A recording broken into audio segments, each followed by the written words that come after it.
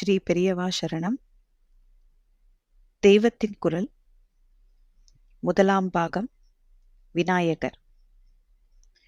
தமிழ்நாட்டின் தனிப்பட்ட சிறப்பு எங்கு பார்த்தாலும் பிள்ளையார் கோவில் இருப்பதே ஆகும்.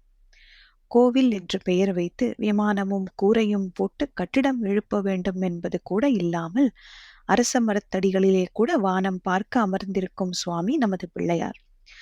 தெருவுக்கு தெரு ஒரு பிள்ளையார் கோவில், நதிக்கரைகளெல்லாம் பிள்ளையார், மரத்தடிகளில் பிள்ளையார் என்றிப்படி அந்த தமிழ் தேசம் முழுவதும் அவர் வேறு எந்த சுவாமிக்கும் இல்லாத அளவுக்கு இடம் கொண்டு அருள் பாலித்து வருகிறார்.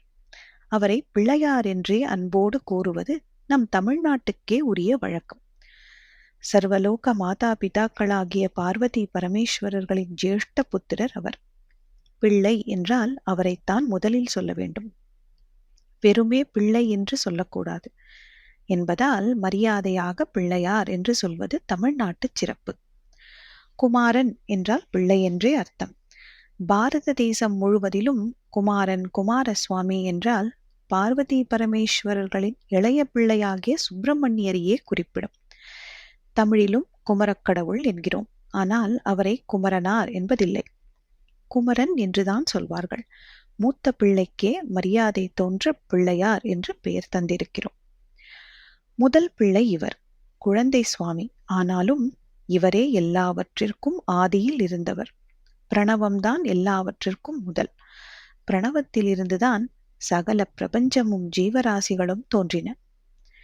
அந்த பிரணவத்தின் சொரூபமே பிள்ளையார். அவரது ஆனைமுகம், வளைந்த தும்பிக்கை இவற்றை சேர்த்து பார்த்தால் பிரணவத்தின் வடிவமாகவே தோன்றும்.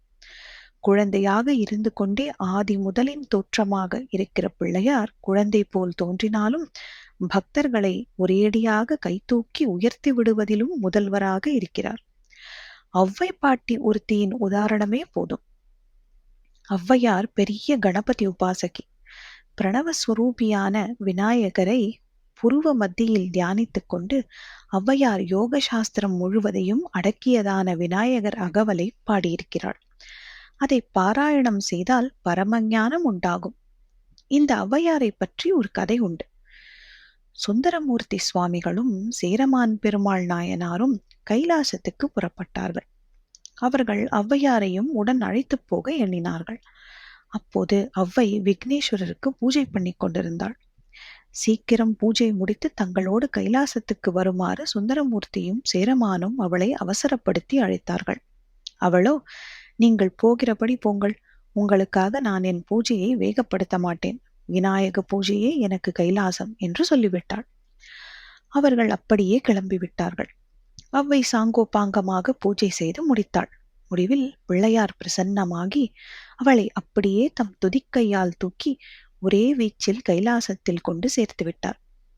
அவளுக்கு பிற்பாடுதான் சுந்தரமூர்த்தியும் சேரமான் பெருமாளும் கைலாசத்தை அடைந்தார்கள்.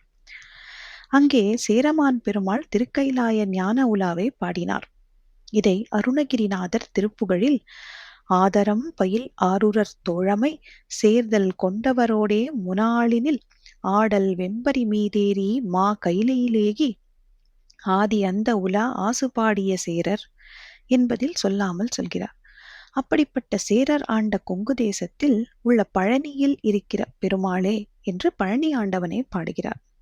சுந்தரரும் சேரமான் பெருமாள் நாயனாரும் கைலாசம் சேர்ந்ததற்கு இப்படி குமாரசுவாமியின் சம்பந்தத்தை உண்டாக்குகிறார்.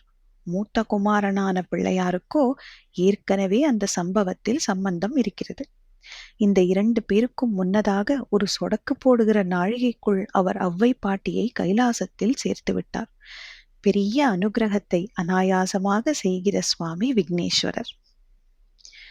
மீண்டும் அடுத்த பாகத்தில் சந்திப்போம்.